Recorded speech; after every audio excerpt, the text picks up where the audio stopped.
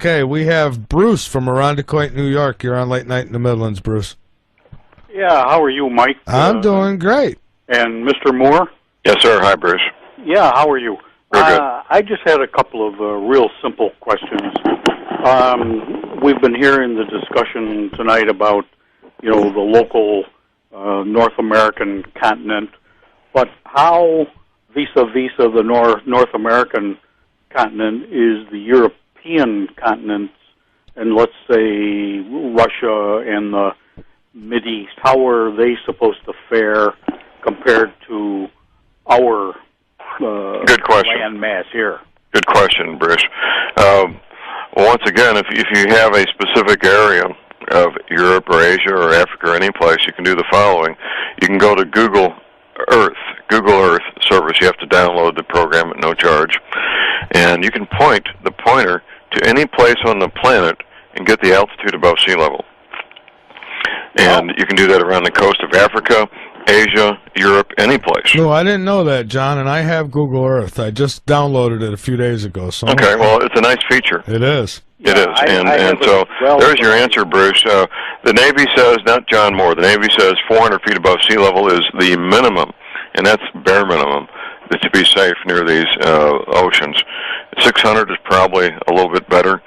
Now, that's the cycle we're going through now, according to the Navy. There's evidence that these past cycles have been far, far worse. If you go out to these big flat-top rocks in the West, they call them mesas. Yeah. A friend of mine did this, very good friend. He says, John, there's seashells on top of the mesas. Yes, on top of the mesas. On top of the mesas. And they aren't the fossils of seashells, Bruce. They are the seashells. Just laying there in the open. And which bring, traditional mainstream geology says these things happened millions of years ago.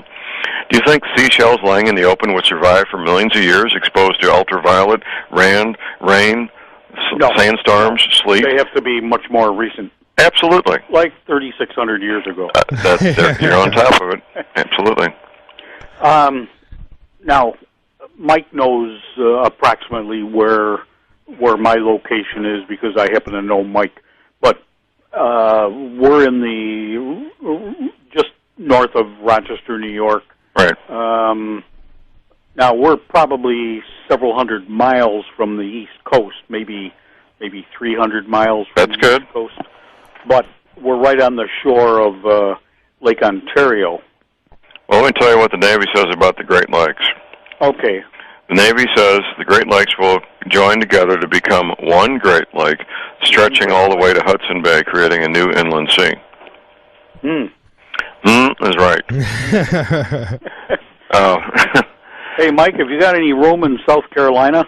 Yeah, but I don't think we're safe here either, are we, John? No, I mean, the southern part of the Appalachians does come down into South Carolina, and I've been talking to, I do private consultations, gentlemen, with families and corporations both, and if somebody says I'm going to make my stand in the Appalachian Mountains, I respect that. I'm not, I tell them all the alternatives, and if a person chooses the Appalachian Mountains, God bless them, and if you've got a good location, family connections in the community, especially. You get out in the country, if you don't have family connections, you could live there 40 years. You will still be an outsider.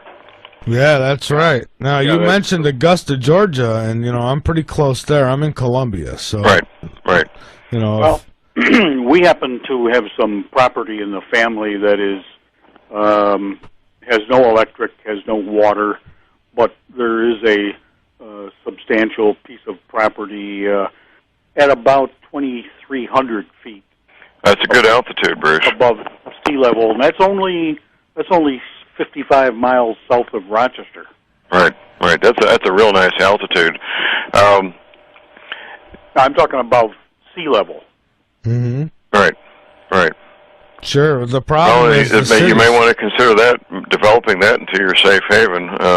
Set up some kind of cabin there where you've got potable water, or a way to keep it warm, a way to grow food. Unless somebody lives there all the time, you can expect to be burglarized. Oh, yeah. The only security in the country is having your home within sight. all year long, keeping in mind the summer vegetation within sight of a trusted neighbor. Right. That's the only security in the country, really. Mm-hmm. Right. There is no other. You think there is, you're fooling yourself. Mm-hmm. So, is there any way of getting hold of one of these maps, or do you just go... My DVD, Global Warming, What the Government Isn't Telling You, I got a toll-free order line, 24/7, answered by St. Louisans, not Mary in Mumbai. That toll-free number to order Global Warming, What the Government Isn't Telling You, is 800-592... 9543. 9543. Yes, sir. And the website, you can order it right off the website, thelibertyman.com. Look, John, could you repeat that just once again? The telephone number is 800-592... 9543. 9543. Yes, sir.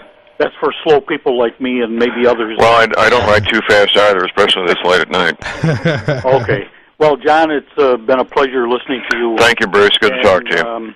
I'll let you guys get back to your discussion. All right. Thank you very much, Bruce. Okay. And, have a great night. Yeah. Bye-bye. Bye-bye, and thanks for listening. Yeah, so, like you said, John, a lot of people, are concerned about where they're living, and, you might be at a high spot above sea level, but at the same time, you got to, consider what's around you. And that's all it is a start. That's right, because I know where he's talking 55 miles from Rochester, you still got Buffalo, New York, not walking distance, sure, but it's there. Right. There's a lot of cities around there. So Absolutely. And the city's not really that great now being policed. Imagine when it's not policed. Yeah, I'm looking here at a map right now of New York. It's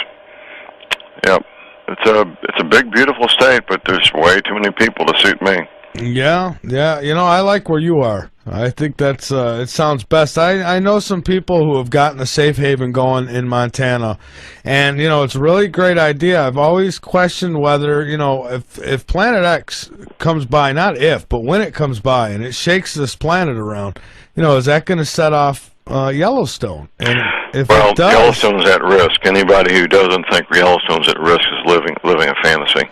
It's been actually hasn't it had lava coming out of it? I'm not aware of lava coming up, but they called the it summer of. Let's see, this is summer of 2011. I think the summer of 2005 is when the United States Geological Survey set up 100 new seismic sensors all throughout Yellowstone. It's a supervolcano. Basically most of the entire park and parts outside the park is part of the caldera. It's a flat caldera. Mm-hmm. That's the nature of supervolcanoes. They have flat calderas as opposed to those classic cone-shaped calderas. Right. And it's very much at risk. And I'm probably 800 to 900 miles from the Yellowstone area, and even here where I am in the Ozarks, we would feel the effects of it. The volcanists that study these things, they say a minimum 600-mile radius, mostly north, south, and east. Prevailing winds go north, south, and east, not so much west. So now, if Yellowstone did go off, that would really affect the entire planet, wouldn't it? It would. It would create 1 or 2 years of no summer. Ooh. Affect the growing seasons worldwide, affect international airline traffic, put ash down anywhere from 10 or 12 feet deep around Montana to 6 inches to a foot deep in northwest Missouri,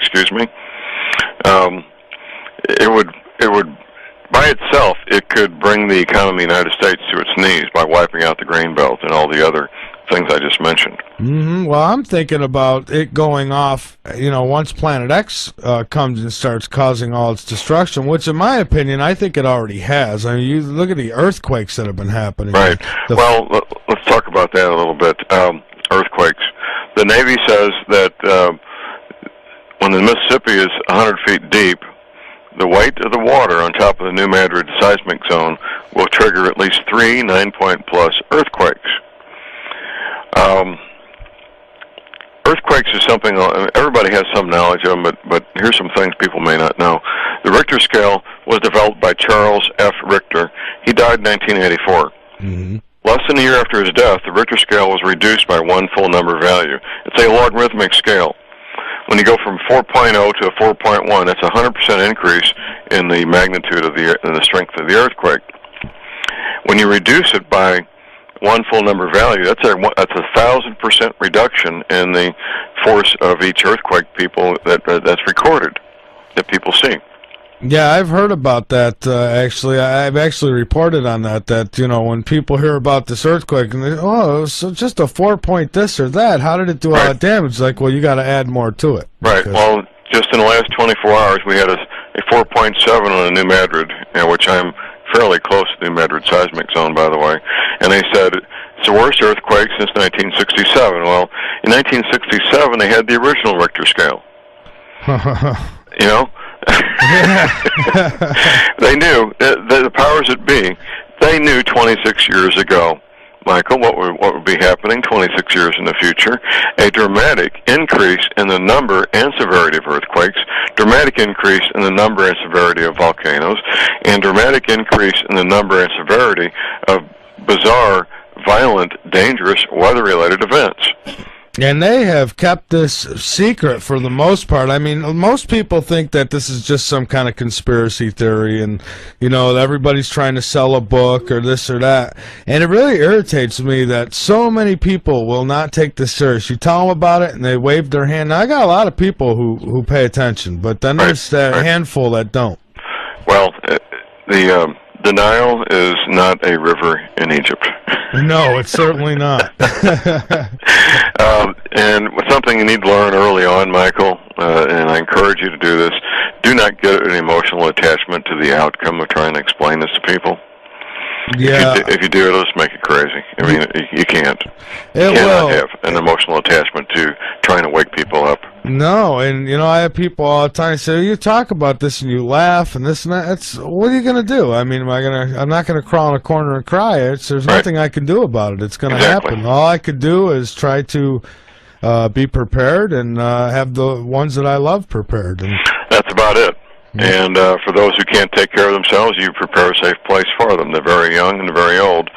Now, I have a brother. I have a couple of brothers. One owns 2 companies. He has a nice home, goes on nice vacations. And a brother-in-law who has a nice home and goes on nice vacations, owns his own business. Mm-hmm. I informed them both in writing. Gentlemen, I've got enough to take care of myself, my wife, my daughter, my grandchildren, and our mothers, my mother and my brother-in-law's mother.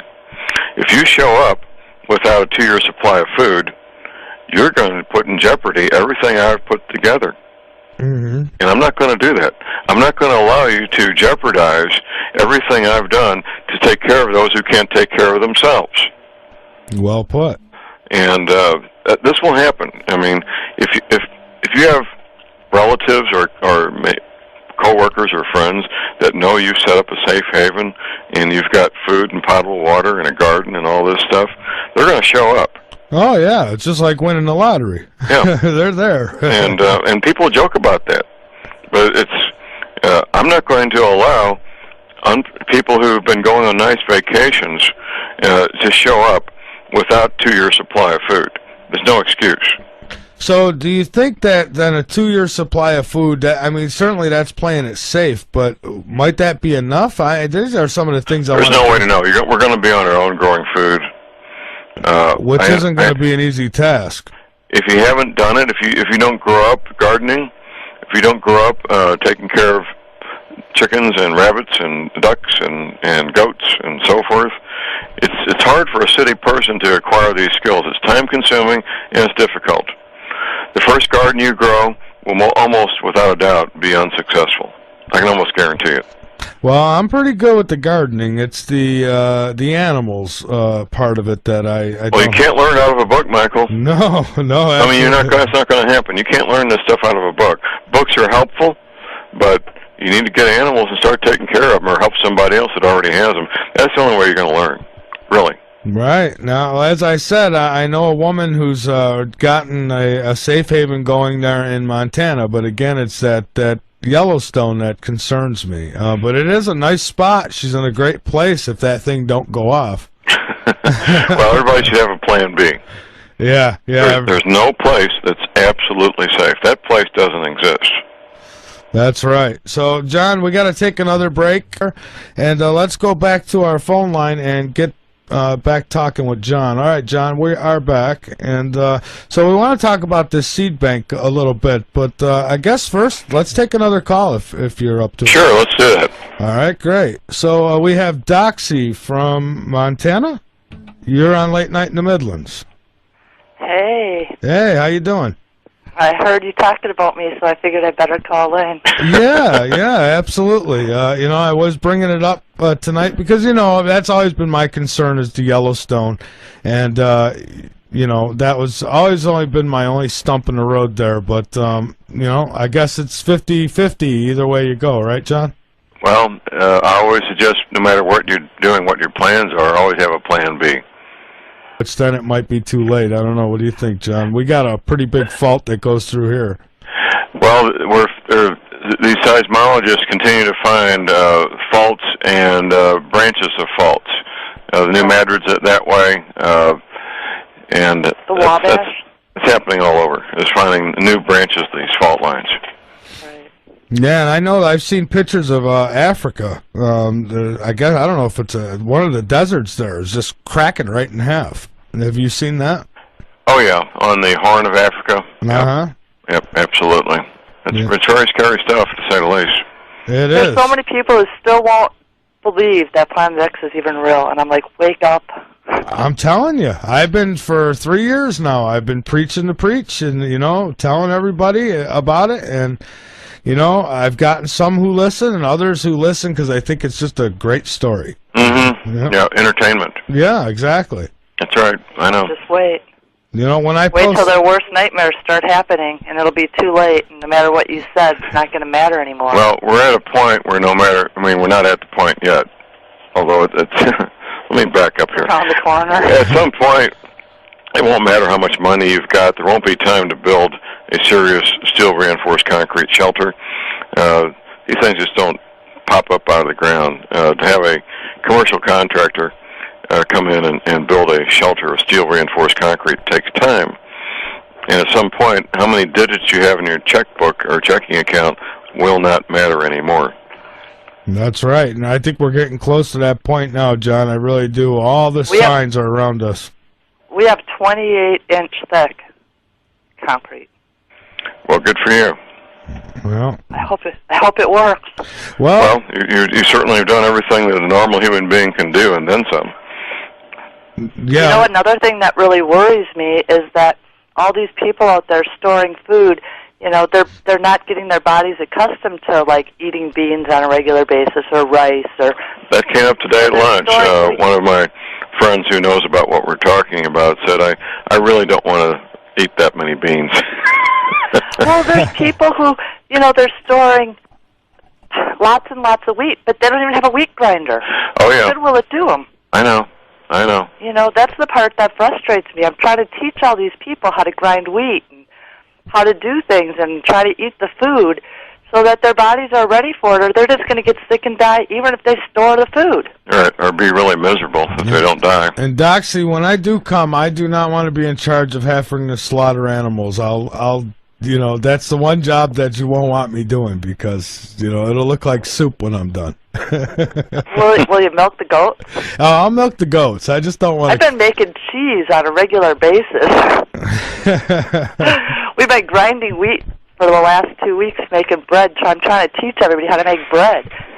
People don't even have a clue. It's all the common things. The common skills that used to be common in this country 60, 70 years ago have almost evaporated. Yeah, everybody's used to going and buying it from the store now, and one day you're not going to be able to do that. And there's going to be a lot of people are going to die just because of their... Hello? Okay, we lost Doxy. Okay. But anyways, a lot of people are going to die just because it's not even about how prepared they are. They're just not prepared for what they're being prepared for. You know what I mean? I mean, they're getting, like she said, they got the wheat, but they don't have the wheat grinder. They just, their diets are going to be seriously lacking, and they're going to die from that. Here's a quote from one of the government insiders who has been aware of this for probably 20-plus years. He says, quote, unquote, "John, I'm too old to learn how to live all over again." Yeah, I was just telling Nova, my assistant here, she asked, "What about your father?" Because my dad lives in Rochester. And he's 80 years old, and I brought this up to him, and, he was very interested. And, one of his things he said before we hung up is, "Oh, I better get flood insurance then, huh?" And I'm like... Well, people try to incorporate into their belief system, their paradigm, these new things, and that's what your dad was trying to do. Exactly. And I said, "Dad, I don't know who you're going to put the claim in with." Right, exactly. So, it's amazing. And, you can't save everybody. All you could do is get the information out there. Now, I understand what you, John, didn't you at one time didn't you just do a political program and then you turned it around when you found out what you found out? Is that how that went? I told my audience, this will be, I guess, 5 years ago this coming summer, that I was going to back off from all the geopolitical matters and focus primarily on preparedness. There are a lot of fine radio talk show hosts that spend most of their time talking about geopolitical matters, and God bless them, let them do that, and I'll focus primarily on preparedness. Yeah, absolutely, because, when it's all said and done, a lot of the stuff that they're talking about right now isn't really going to matter, is it?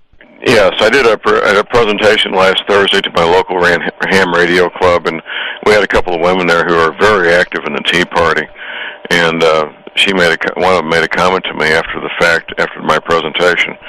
She says, "John, this really doesn't matter, does it, the political activity?" I said, "Well, no, it doesn't." It really doesn't. Now, okay, let's before we have a break coming up in about 10 minutes, but in the meantime, let's talk a little bit about that seed bank. Now, I understand that there is a huge seed bank, and there's got to be a reason behind it. Well, these seed banks exist all over the world. The one that we're talking about, of course, was built on an island. It's part of the country of Norway, but it's not part of the mainland of Europe. It's built on an island at the edge of the Arctic Circle. Now, Michael, if you were going to put in a house there in South Carolina, in Columbus, South Carolina, you would call in a contractor, and at some point they would bring in the backhoes and call the ready-mix plant and have concrete delivered, right? Right. Okay. The workmen go home every night and get a good meal and take a hot shower. You know what? On that island, there's no ready-mix plant. There's no motel for the workers to go home at night. There's nothing. And despite going to an island at the edge of the Arctic Circle with no ready-mix plant, no motel, no restaurants, no roads, they built this thing in about 6 months. Wow. Oh, wow is right, which means they had to bring in and build their own ready-mix plant on site.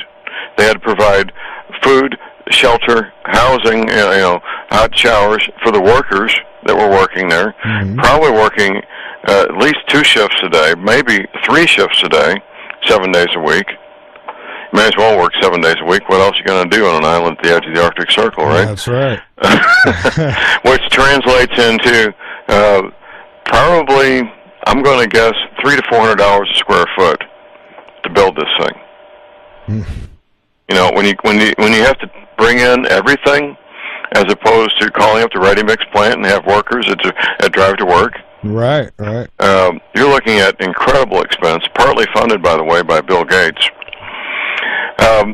Why would they do it in such a hurry? Well, the reason is they have no choice. They have no choice. They had to get this thing done so they could begin stocking it with the heritage seeds of the world. No genetically modified seeds, thank you very much. Yeah. The heritage garden seeds of the world are being stored there in a very safe location. It's about the safest place they could find, on an island at the edge of the Arctic Circle. And again, there's no guarantees. No guarantees, and there are multiple seed banks. That's one that's received a lot of notoriety in the last 3 or 4 years, but there's no guarantees. That's why they do have multiple seed banks. Most countries even fairly small countries like Zimbabwe will maintain a seed bank. It's not a terribly expensive thing to do, and it's a good thing to do. Yeah, it is a good thing to do, and by having multiples, obviously they feel maybe a few of them will get knocked out, but they expect at least one of them to survive. Right, and that's part of what they've been doing now since 1979 with the continuity of government contingency planning, is building multiple shelters all over the country, not just Denver, not just Atlanta or Augusta, but multiple shelters all over the country, and dispersing their resources and their people so that if they lose one, they won't lose everything. That's right. And, last time you were on, you spoke of many Google searches that people can do to actually see this information. I did, and this is what we call secondary information. And here's some of the simple Google searches. Okay. CIA and the word Denver. NSA, no such agency, National Security Agency. NSA and the word Denver. NSA and the word Utah. NSA and Augusta. They're busy guys. Now, it was announced in the fall of 2009 that NSA was building a computer data center 20 miles south of Salt Lake City in the desert. I've been 20 miles south of Salt Lake City in the desert. It really is the desert. Mm-hmm. And that's to replace the 20 acres of Cray mainframe computers underground at Fort Meade, Maryland, just outside Baltimore. I see. Oh, yes. There was a film, a Hollywood film, with a couple of well-known actors, Enemy of the State, Gene Hackman, Will Smith, and Gene Hackman. There's a quote in that movie where they talk about 20 acres of Cray mainframe computers underground at Fort Meade, Maryland. Now, that's amazing. Now, the reason they say they're moving these computers, this computer data center, is, quote-unquote, we can't get enough electricity in Maryland. No, well, yeah, wow, that's the best they can come up with? That's it. I mean, even I know. I mean, I'm sitting here 45 minutes from the nearest red, yellow, and green traffic signal. Even I know that they sell electricity back and forth across this country very freely. So apparently we could put a man on the moon, but we can't get enough electricity to power up computers in That's Maryland. Right. Wow. That's right. There's another Google search. EPA and the word libraries. Plural, EPA libraries. 4 years ago, the EPA announced publicly they were shutting down all three of their libraries. The publicly stated reason was cost savings. Mm-hmm. Now, Michael, if you file a grievance against your employer, it's kind of like suing your boss, isn't it? Sure is. Okay. The scientists at the EPA, God bless them, they filed grievances against their employer. They sued their boss, saying, gentlemen, you've cut us off from what we need. Those contents of those three libraries is the largest English language collection of scientific articles, journals, books on the matters that these men and women need to keep us safe. You've cut us off from what we need to keep America safe. The EPA said we did this as cost savings measure. The one agency in the government that's mostly honest most of the time is the Government Accountability Office, the GAO. They came back and said, no, gentlemen, it costs more to shut down these three libraries than to keep them open. Yeah. So that's obviously a fabrication. The real reason, in my opinion, is they're moving that collection of material someplace safe. Yeah, as well the Vatican. And the Vatican did the same thing, but here's the deal with the Vatican. They were shut down for the Vatican Library 4 years ago, the same summer. They announced the Vatican Library was closing, and it had been open since the Middle Ages, by the way. Sure. Every working day since the Middle Ages, about 600 years. Mm-hmm. They said that they had a structural defect in one of the buildings, and they had to close it for remodeling purposes. Well, the Vatican Library did reopen this past year, 2010. I believe what happened was they had teams of archivists, professional archivists, come in and copy everything that they wanted to preserve, something they could not do while researchers were working and observing what was going on. Makes a lot of sense. And so they copied everything, probably in different formats. I don't know what all they did, obviously, and then the Vatican Library is the largest collection of ancient manuscripts on the planet. Very likely they have the contents, the valuable contents of the ancient library from Alexandria, Egypt, and it's a priceless collection. You could not put a dollar amount on what that collection is worth. Especially now. Absolutely. So we got the libraries moving. We've got military outfits that have actually moved their operations to Denver. Right. CIA, I mean, they've moved their operations to Denver. Is that correct? Right. And here's another library, the City Library in Birmingham, England. If you put Birmingham Library or in the Google, I think that'll come up. It's a beautiful round structure, about 4 or 5 stories tall, a collection of more than 1 million books. They say they're closing the library for remodeling purposes. Does it sound like a theme? It sure does. So they had to find a place to put 1 million books. Did they rent vacant warehouses in Birmingham? No. They moved the books to a mine. Oh, my goodness. And you know what's funny is the average person will find nothing wrong with that. They'll say, oh, yeah, it's just coincidence. I don't believe in coincidence. No, hardly. Well, John, we've got to take another break here, and then we're going to come back. When I come back, I want to talk a little more about some of the things people can look into to verify. Okay, let's do that. All right, great. So we'll be back in a moment. I'm Michael Vera. This is Late Night in the Midlands. My guest is John Moore, and this is Late Night in the Midlands. And I told you, I have these guests on about Planet X to pretty much back up what I've been telling you, and to warn you, to give you that option at least to be prepared. Something the government's not going to do. They're not going to tell you, hey guys, this is coming in this time frame, so you might want to get ready. They're not going to do that. They're not going to do that. And when you do see it in the sky, they're going to give you some lame excuse, as we've talked about. So that's why I do this. I don't do this to scare anybody. I'm not scaremongering. It's not propaganda like Rusty Rod says. It's really not. It's true, in my opinion, and if this don't say, I don't know, if time goes by and this don't happen, I'll publicly apologize to everybody, but I honestly believe that this is true, that it's happening. All the signs point towards it. You got, just Google sky blacking out the area where it's supposed to be. That tells you something right there. What are they hiding? What are they hiding? So that's what we're going to find out tonight. I already know, but some of you obviously don't. So that's why we're here tonight, right, John? Absolutely. Okay, so yeah, so what are some of the other things that people can do to, because there's going to be it's going to take everything just short of a hammer to the head before they actually acknowledge this and say, okay, it might be true. So, what is the question again, Michael? Well, the question would be what are some of the other things that people can do to confirm this? To if what we've said already. Well, here's a massive thing that we haven't even talked about at all. That's on my new disc number 2, Global Warming: What the Government Isn't Telling You. The Gulf Stream. Here we go. The second most important story of the past 2,000 years, the most important story obviously being the birth of our Lord Jesus. The second most important story is the following.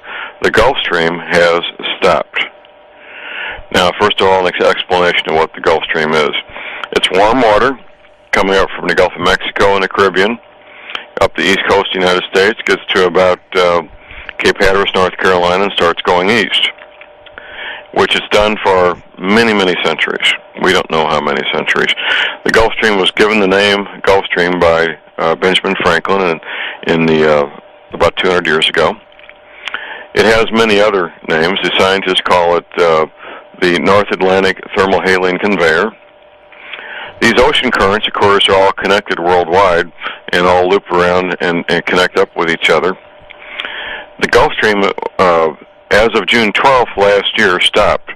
Now, my paper, No Need for Panic, written in the fall of 2005, published January 2006, I gave a warning there that the Gulf Stream was losing mass and velocity, and the scientists were saying then, 6 years ago, that anywhere from 5 to 20 years in the future, it would stop. Now, John, let me ask you something really quick. Now, here's might be another cover-up for them anyways, but I've heard from some that they try to reason that, oh, the Gulf Stream is stalled or what have you, and it's because of the oil. Now, is it possible that this oil spill was maybe, I don't know, maybe they set something up so they have an excuse later? Well, there's lots of speculation, and as a homicide detective, I live in the world of evidence. Oh, yeah. Sometimes I'll be on the witness stand. I'll have an attorney wanting me to speculate, and we're in front of a jury, and somebody's life's on trial here. I'll say, "Counselor, do you want my sworn speculation?" I can speculate with the best of them. Let's stay in the world of evidence for a while, then we can speculate. The Gulf Stream, the engine that drove the Gulf Stream was the salinity, the salt content of the ocean. Mm-hmm.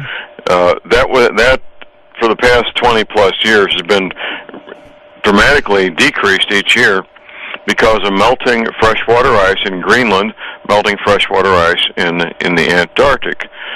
The melting ice in the North Pole is floating seawater, so it doesn't change either the salinity or the ocean level, either one. Now, they being the oceanographers, they knew the Gulf Stream was losing mass, losing velocity, and it was becoming a very, very weak and very much at risk phenomenon. Fast forward to, and they knew that years ago, and I wrote about it in 2006.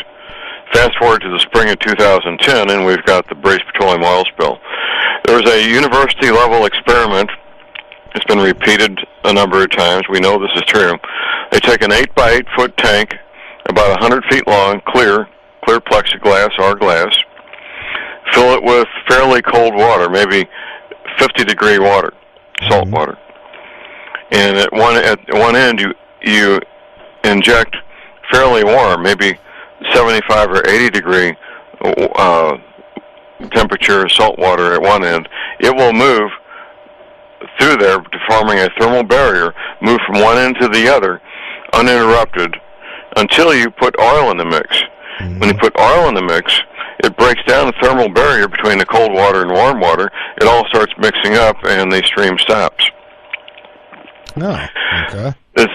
According to Dr. Zangari, I'll explain who Dr. Zangari is in a moment. That's what happened in June 12th of 2010. The British petroleum oil spill broke a very fragile, very much at risk Gulf Stream, is what it did. There's something in the Gulf of Mexico called the Gulf Loop Current, which loops around and used to come out between Florida and Cuba and join with the rest of the Gulf Stream going north on the east side of Florida. Right. That's what broke on June 12th. Now, I was put in touch with Dr. Zangari the middle of July this past year, 2010. Dr. Zangari it's Luigiani Zangari. He's a PhD scientist in Italy. He works with other scientists in Europe and North America exclusively on the Gulf Stream. That's all these men and women do. And when we first got in touch with him, he said he thought the Gulf Stream may have stopped. He had not yet confirmed it. They did more calculations, more research on the data, and he confirmed before the end of July that, in fact, on June 12th, the Gulf Stream had stopped. Oh, okay. Now, that summer of 2010, in Russia, they had the worst summer in 1,000 years. They've got weather records in Russia going back to the year 1010. This current winter, the scientists say they're having the worst winter in Moscow in 1,000 years. The worst winter in Norway since 1788. The worst winter in the United Kingdom, England, Ireland, Scotland, in more than 200 years. In fact, the Charles de Gaulle Airport in France in December was partly closed. They thought the roof might collapse because of a snow load. Yes, I remember hearing about that. Well, You know, Michael, if you're going to build one of the biggest airports on the planet, you're going to hire a very good commercial architectural firm with the best engineers. And if you ever thought there was even a smallest possibility of having to calculate for a snow load at one of the biggest 5 or 6 biggest airports on the planet, do you think they would put that calculation in there when they were building this building? Of course they would. You would certainly think so. Of course they would. You know, these are very smart men and women. But they didn't, you know, it would be like calculating a snow load for Key West. Why would you do such a thing? Right. That's right. And, you know, the weather patterns have been going crazy everywhere. I mean, just the flooding alone. Well, they are, and this is what we haven't talked about, and we need to talk about. The Gulf Stream provided a regulating factor for the jet stream. The jet stream is a 200-mile-an-hour wind, 5 miles up. It's always up there. That 200-mile-an-hour wind is there 24 hours a day, 7 days a week. The jet stream plays a very great role in weather worldwide. In fact, here's a direct quote from Dr. Zangari. The Gulf Stream is the pacemaker of the climate of the planet. Now, that's very strong words. It is. On one hand. On the other, oh my goodness, look at the weather. This past fall, Russia announced that they were not going to honor futures contracts already signed to deliver grains to other countries. Ukraine did the same thing. Now, Michael, that's not an act of war on one hand. On the other hand, it's about an inch away from being an act of war. That's how serious not honoring futures contracts is. Yeah. But they did the right thing. They're keeping the grain for their own people. That is the right thing to do. That's the responsible thing to do, isn't it? It certainly seems like it is. Yes, it is. Of course it is. Mm-hmm. All grain-growing areas are at risk for the following reasons worldwide. Both hemispheres, northern hemisphere and southern hemisphere. And we're talking grains, corn, wheat, rice, soybeans, barley, oats, spelt. All these grains can tolerate a certain high level of precipitation, a certain low level of precipitation, a certain high level of temperature, and a certain low level of temperature. Within those parameters, you're going to get a harvest of corn, wheat, soybeans. Mm-hmm. Once you get too high of either precipitation or temperature, once you get too low of precipitation or temperature, you'll start losing a percentage of your harvest to the point where diesel fuel costs more than you're going to get a harvest. So they don't even bother harvesting anymore. You lost your harvest. That's right. And that's what's happening. We're losing percentage of harvest all over the planet. We're at the lowest inventories right now in the United States in decades of grains. And grains are what feed the world. Grains are what feeds the people and the animals of this planet. And obviously, fruits and vegetables play a very large role. But when it comes to pure numbers and percentage of what gets the job done, it's grains. It's been said that the food inflation is going to skyrocket. It is. It's going to be a double whammy because of the reduced harvest and the increased price of petroleum products. Petroleum products are used at every step in modern agriculture. Fertilizers are made from petroleum products. The tractors run on diesel fuel. The insecticides are made from petroleum products. At every step of the way, you've got petroleum products in the mix. So that plus the reduced harvest is going to be a dramatic increase in all foods. Well, we're in for a rough ride, John. Absolutely, we are. We definitely are, and you know, I've seen even the changes here. I mean, I'm not originally from Carolina, but being in Columbia, I've been here for a few years now, and this past winter, I mean, we've seen snow a few times, which is a little unusual from what I understand. It is. I've seen photographs of homes in Ireland where the pipe comes out of the ground, the freshwater pipe under 40 pounds pressure, goes into the side of the house about 3 feet high, frozen and burst. You know, they don't even bother to bury the pipes. Yeah, you know, and there's different frost lines in different parts of the world. Well, that's true, and these are engineering parameters, and depending where you are in the area I am, 18 inches is plenty deep. Sometimes they bury 24 inches to be safe. Our friend Bruce, calling from Rochester, they probably bury the pipes up there 3 to 4 feet deep. In Moscow, they bury the pipes 6 to 8 feet deep. Mm-hmm. Now, you look at a map, and this is on my DVD, Global Warming, What the Government Isn't Telling You. Look at a map of the world, And you look at England, Ireland, and Scotland, look at London. You go due east, and what do you run into? Moscow. Now, obviously, London, before this current winter, never had very bad winters like Moscow, but that's where they're headed. And one or two things is about to happen here, Michael. Either we're at the beginning of a mini ice age, which could last 8, 10, or 12, 15 years, or we're at the beginning of a full-blown ice age, which will go on for maybe centuries. Something that I don't know if I want to survive. Well, people make that statement, but when it comes down to it, you'll do whatever you have to survive. It's human nature, right? It is. It certainly is. People make flippant statements like that, but that's all they are, is flippant statements. And the reason they make these flippant statements is to bring the conversation to a conclusion.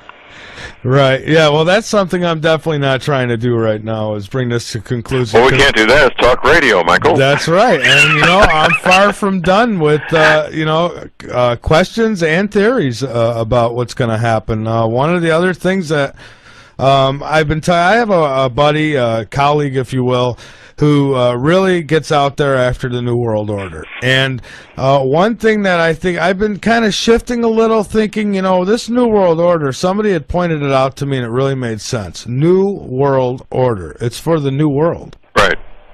Exactly. And, Jesse Ventura and Alex Jones exposed all these massive graves, these caskets, if you will. Right. I mean, plastic caskets. Yeah, and I'm thinking now it makes sense what those are for, and maybe the FEMA camps. This is for the people the refugees who come, after it's, I guess, over. Right. Maybe, right? So, right. Well, they aren't necessarily building these camps because they're mean old monsters, these New World Order people. They may be simply building them because they're going to need them. That's one of the things I think about, but, and that's something else I'm wondering. Now, when it does say 2 years after, and they're got to eventually get out there and try to do some kind of cleanup or organization, right? What happens when these militaries find people who survived, such as yourself, maybe in the mountains? Are they going to say, come with us, or are they going to leave you alone? That's a good question. I do not have an answer for that. I know what the goal is. The goal is to have a shiny new world order where there's about, if you ever talk about the Georgia Guidestones, you know what I'm talking about,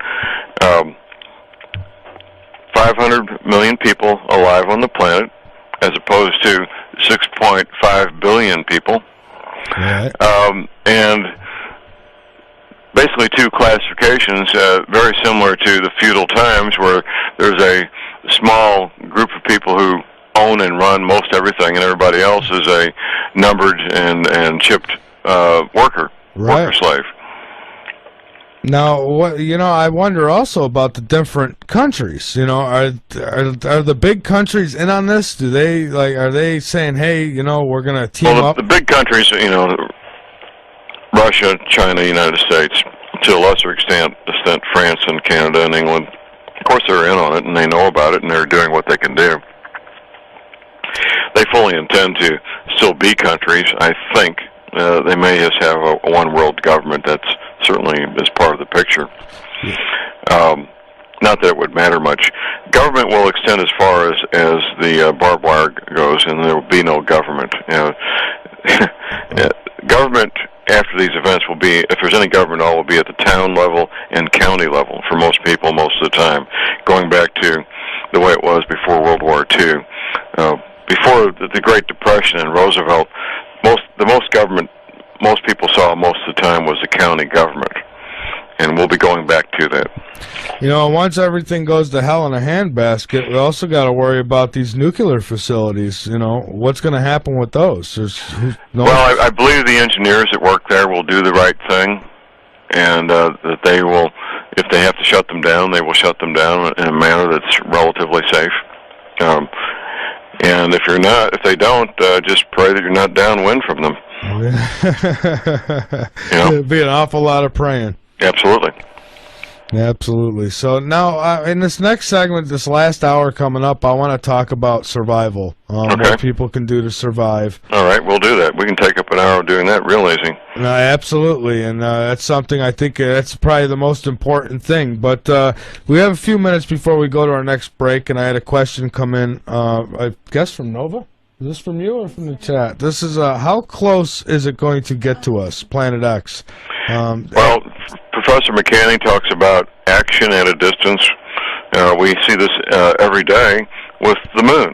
Mm-hmm. The moon is a relatively small object in space. It's about 250,000 miles away. And every 12 hours it moves all the oceans on the planet, high tide, and 12 hours later, low tide. So that's action at a distance that anybody and everybody is certainly aware of. The 10th planet is 3 to 5 times larger than the planet Earth, with a far larger iron-nickel core. If it comes within 1 million miles of Earth, it will cause great damage for the reasons I just stated. So how close it comes doesn't matter. It's already interacting with us.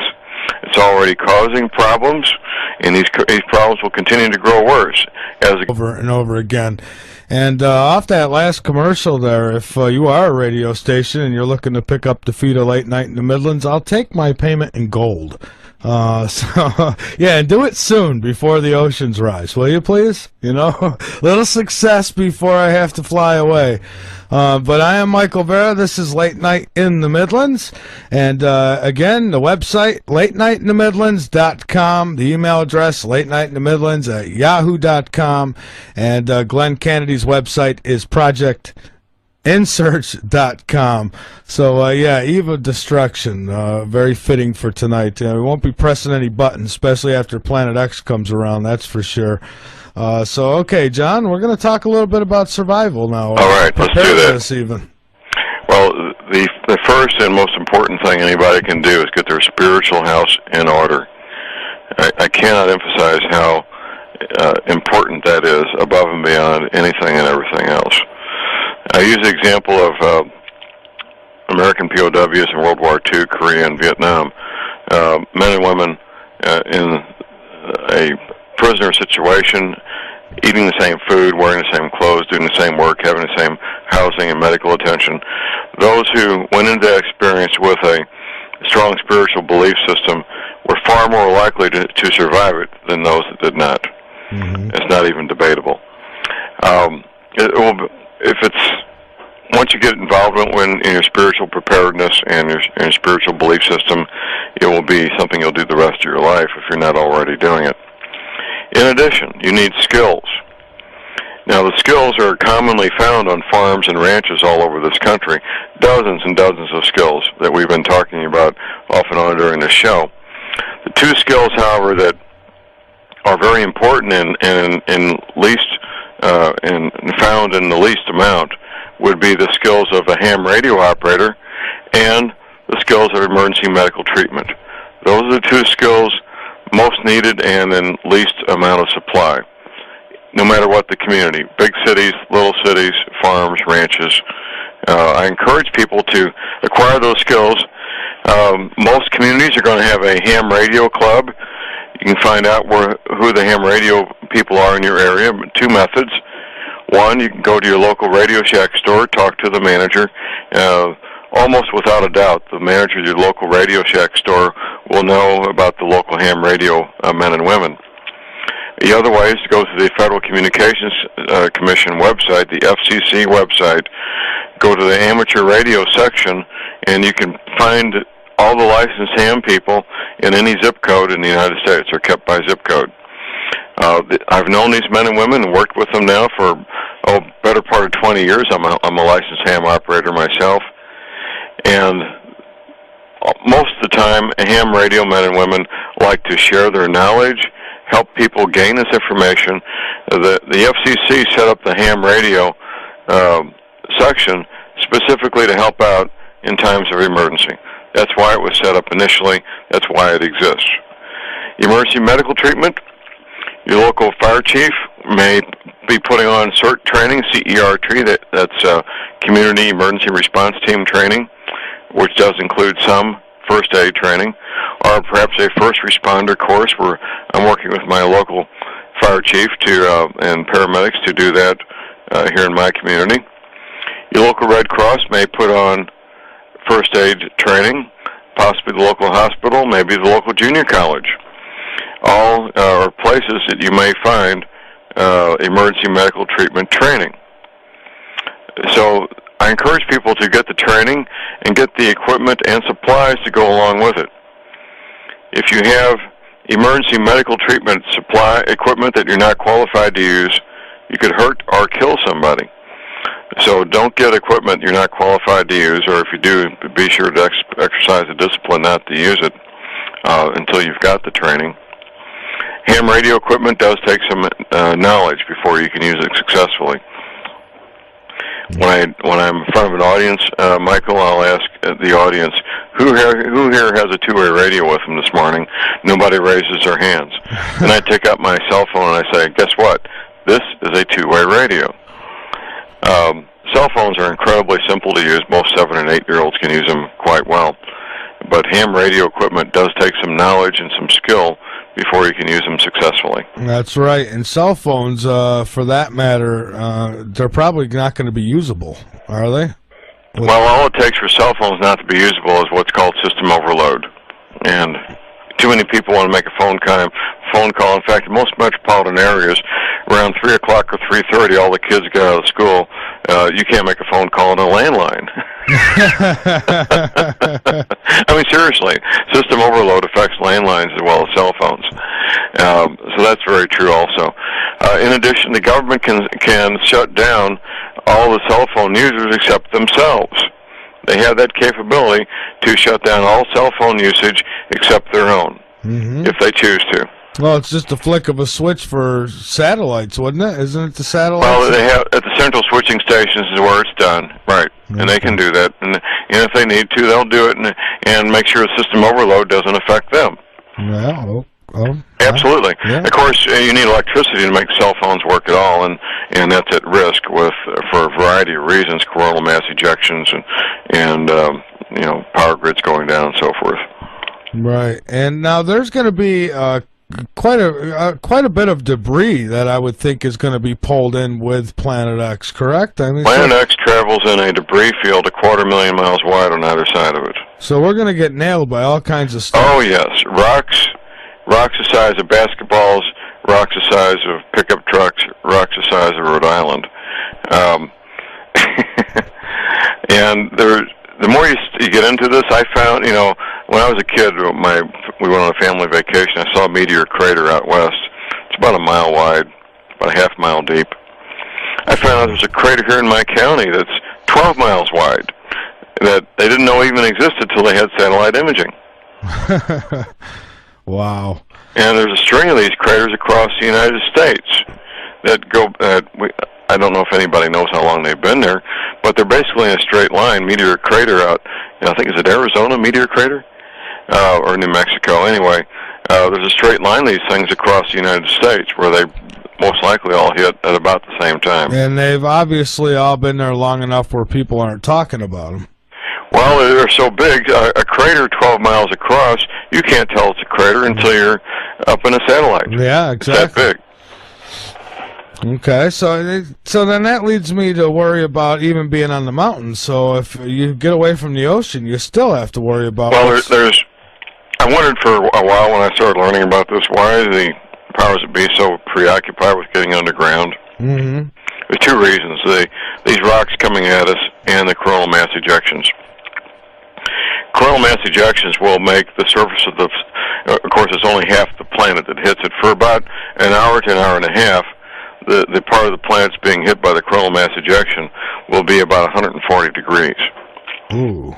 Ooh is right now. It's a little hot. I routinely sit in the sauna at 150 degrees because of the health benefits, and I can tolerate that. But people who are at risk, who have health conditions, the very young, the very old, people with very low blood pressure, this will just flat kill them. Sure. Absolutely. And it'll wipe out all grass plants like corn and wheat, for example. A coronal mass ejection is quite an event if it gets as bad as it could be. And I have a feeling it will. If this thing is triple the size of Earth and it's going to be coming in between the sun and the Earth, then I have a feeling we're going to get quite a hit from this thing. Absolutely. The odds are in favor of that. the government is preparing for this. They're not prepared for a worst-case scenario, but they're prepared for a very bad scenario. Now, and again, back to the satellites. They're all going to be wiped out, aren't they? Pretty Most much. of them? Mm-hmm. Pretty much. It's the military satellites will be the most resistant between the rocks flying and hitting them and the coronal mass ejections. It's hard to say how many, if any, will survive it. Okay, so now what are some of the things that people should be doing, even if they have their safe haven? I mean, what about medical supplies such as antibiotics and stuff? How do you get your hands on that? Okay, well, farm supply stores will sell antibiotics over the counter with no prescription. You can buy them by the pound, and that's a pretty good thing. It's the same antibiotics from the same companies, come off the same production line as the ones that human beings consume. They're just packaged differently. You would need to get some gel caps of the right size and package it, because it comes. I buy this stuff every few years because they eventually expire. Uh-huh. Get gel caps and fill up the gel caps with the antibiotics, and then it's ready for human consumption. Now, you say at farm, you can get these at farm markets? I have somebody asking me. Farm supply stores. Farm supply where stores. Where the ranchers and farmers go to get their supplies for their cattle and horses. Oh, okay. So then you really, you could probably find out the proper dosage to put in these capsules. Probably that information's probably available right on the internet, huh? Well, if you need a 250 milligram gel cap of antibiotics, you get a 250 milligram gel cap and fill it up. The smart thing to do would be to weigh it so that you get the right milligrams of dosage. Taking too large a dose of antibiotics will cause harm to your gut. Of course, even low levels do it. There's good bacteria in your intestines that the antibiotics will kill. In fact, we encourage people. My wife's a chiropractor. People who've taken a course of antibiotics to consume yogurt and other things that will rebuild the good bacteria that's in your gut, that's in your intestines, which is kind of a rabbit trail. But some people are very much at risk. People that take thyroid medication, for example. Mm-hmm. There's an epidemic of thyroid cancer and thyroid-related problems where people have part or all their thyroid removed, and they cannot live. They will die without their thyroid medication. There are ways to get thyroid from animals, like monkeys, for example. Mm-hmm. And I don't have the research material here in front of me, but people need to be looking at alternatives for prescription medications if they need these things to stay alive. That's right, and they should probably make their dentist appointments now. And oh yes, not having access to modern dentistry will not be fun.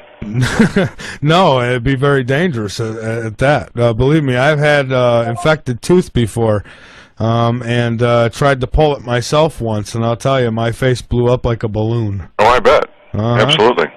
Yeah, I have a couple of one or two capped teeth, and one of them came off on a weekend, and I used super glue to put it back on. Really? My dentist still kids me about that. Yeah. Yeah, dentistry, that's definitely something that's important, because if you have an infected tooth and, we get into this Planet X thing and there's nobody's going to be able to take care of it for you, that can kill you. Absolutely. I'm working with my local mayor, chief of police, fire chief to make sure that we do have a dentist that's on the premises in our little community. That's a very, very important thing. That is important, and how many of these communities do you think are actually set up now? How many people? It's a small percentage that have done it right, really. Yeah, well, it's a small percentage, and I encourage people. A lot of people, they think, well, my wife and I, we're going to get our 40 acres, and we're going to have an island of refuge. That's a prescription for disaster. You need to ingratiate yourself and be part of your local community. You really do. Yeah. This island concept, me and my honey against the world, that's just a prescription for disaster, is all that is. Absolutely a prescription for disaster.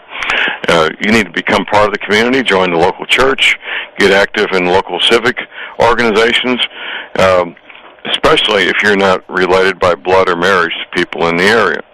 And I am related by to people in my area. I found out after moving here. My mother's side of the family is from this part of the world, and it's been very good, and it helps me be accepted. But if you don't have people you're related to by blood and marriage, you better get to know people, and they need to get to know you, because in a time of crisis, you don't want to be looked at as somebody who's unknown quantity. Can we trust this person? What's this person like? These little communities, Michael, they will survive as communities, or they will go down as communities. That's what will happen. Yeah. Now, what about water? Well, you need access to potable water that you own and you control. You do not want to be dependent on any kind of municipal or county water supply. You really don't. You're making yourself very vulnerable when you do that.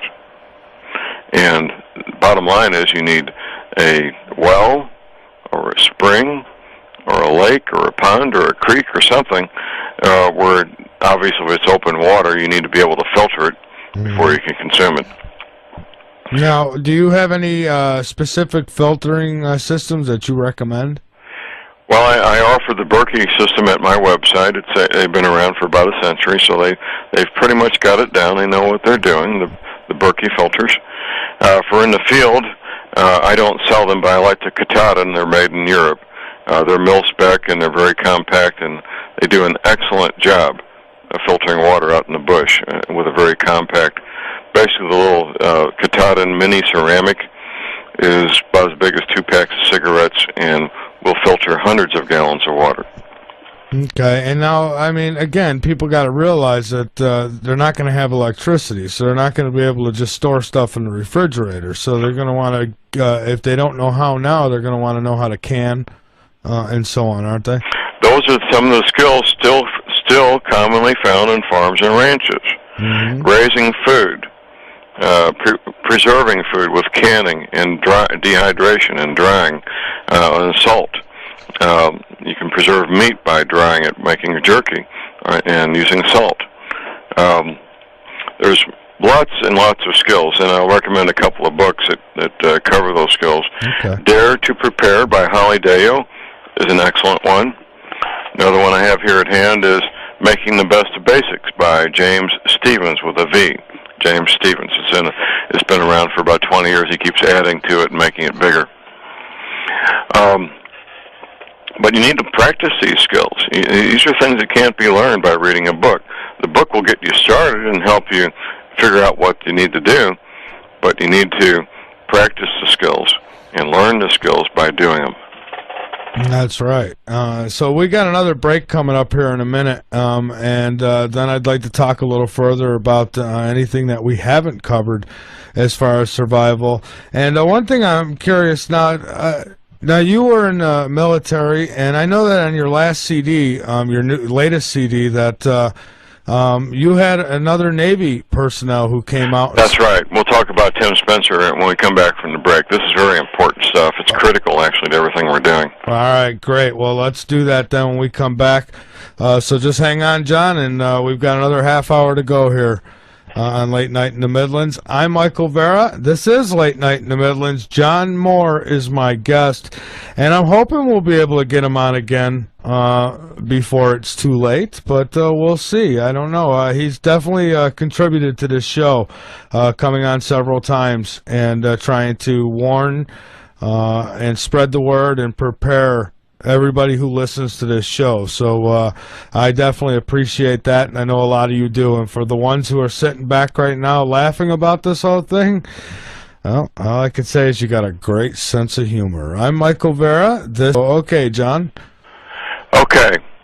Mr. Tim Spencer. Yes.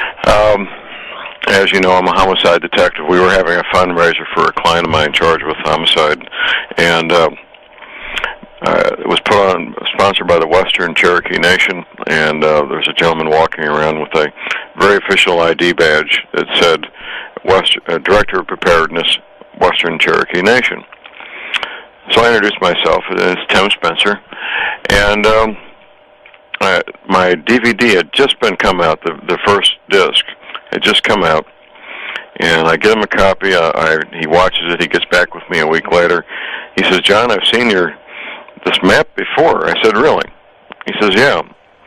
I was working in New Orleans. I was in the Navy Submarine Corps doing classified work, and I saw your map." Well, we got together and talked. We've since become very good friends. And Tim has done what no other Navy veteran has agreed to do. He's gone public with me. My interview with him appears on disc number 2 of Global Warming, What the Government Isn't Telling You. And he talks about the map that he saw while he was in New Orleans. And we chat for a while. And his wife is my friend also. And the three of us were having lunch about 2 years ago this spring. And as we're having lunch, he says, "John, Tim and I are from Central Florida. We like fresh seafood." Mm-hmm. She says, "I don't like snow. I don't like ice. I don't even like Missouri. We're here because of that map." And when Tim retired from the Navy, he moved his family to the Arkansas, Missouri Ozarks because of the map.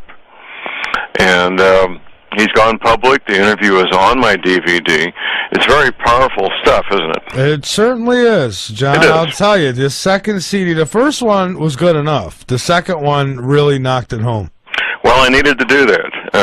I put these DVDs together just like I was doing a trial notebook for a homicide. I know how to put evidence together in a logical, progressive format.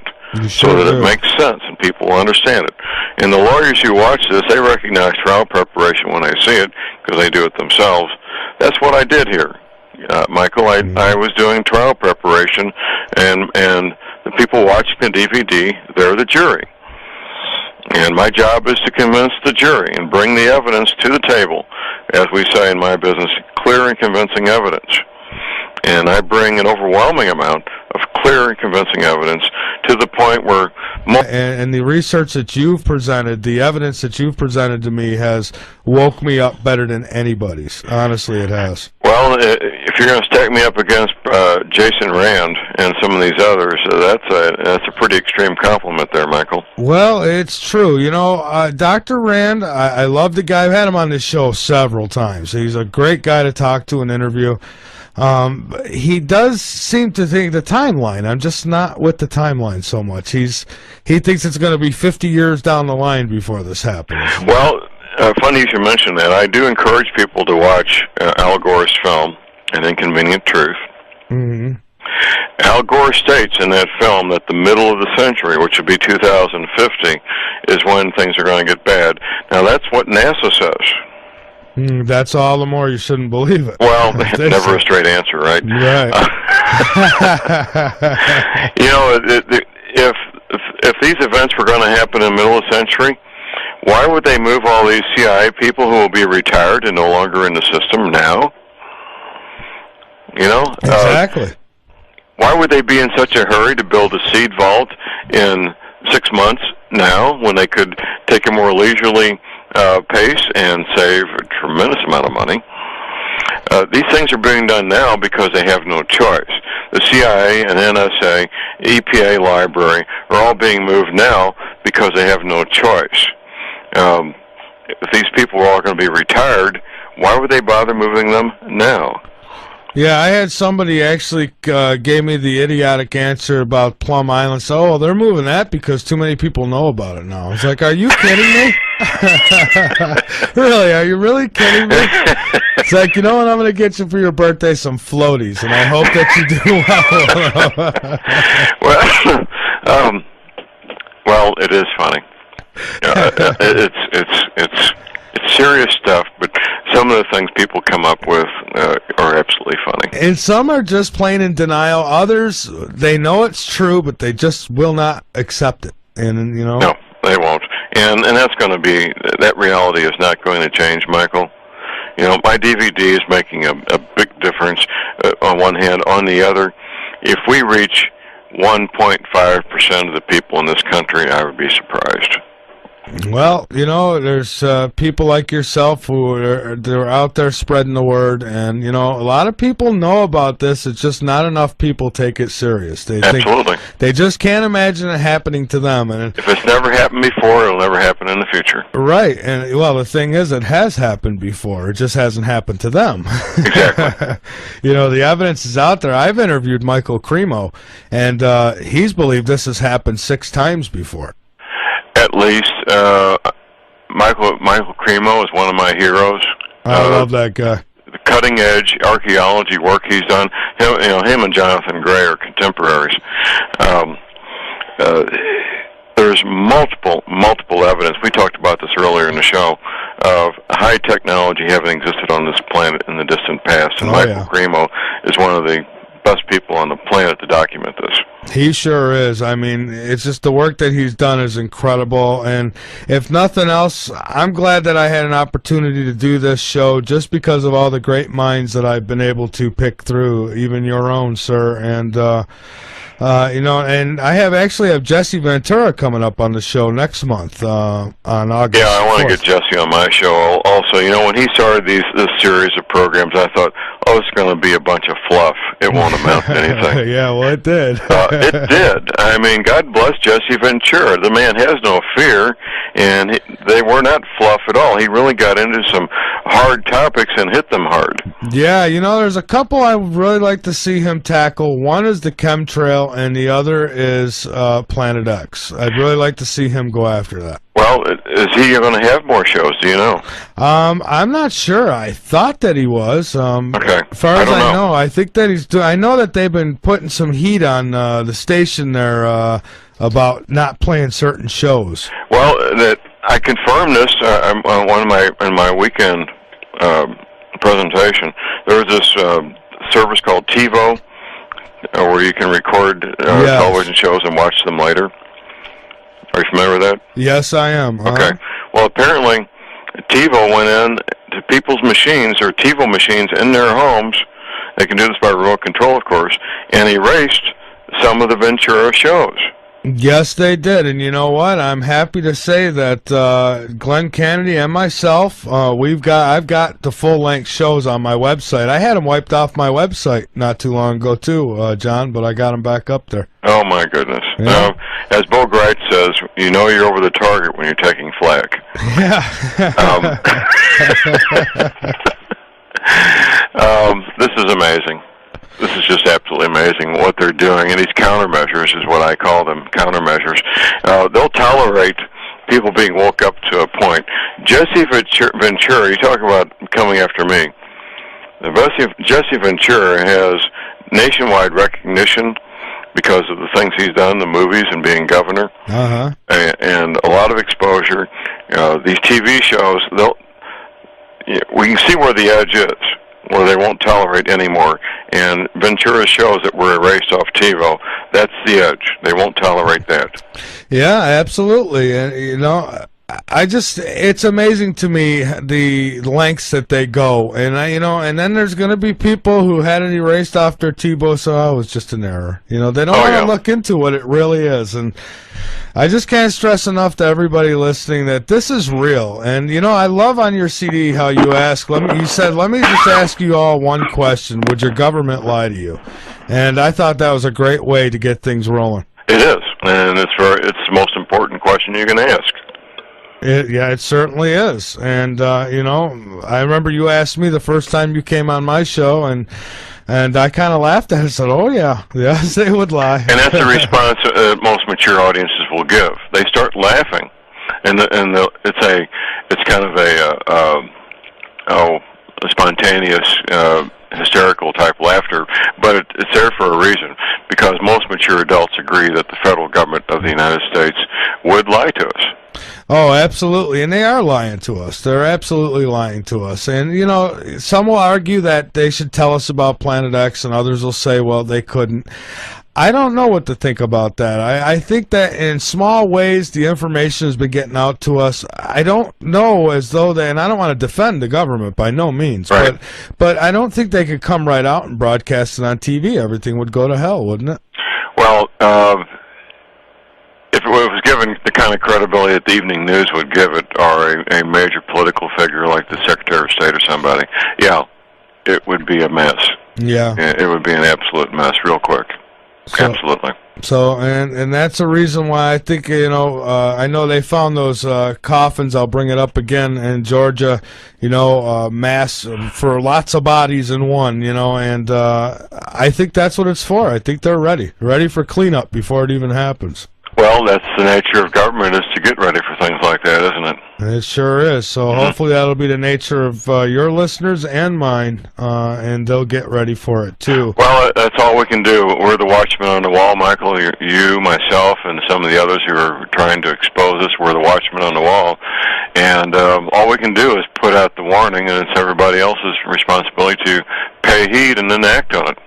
That's right, John. Well, we're getting right about to the end here, so if you would, anything you want to get out there, you've got a couple minutes to go ahead and do that. My DVD is now a 2-DVD set. It's titled Global Warming, What the Government Isn't Telling You.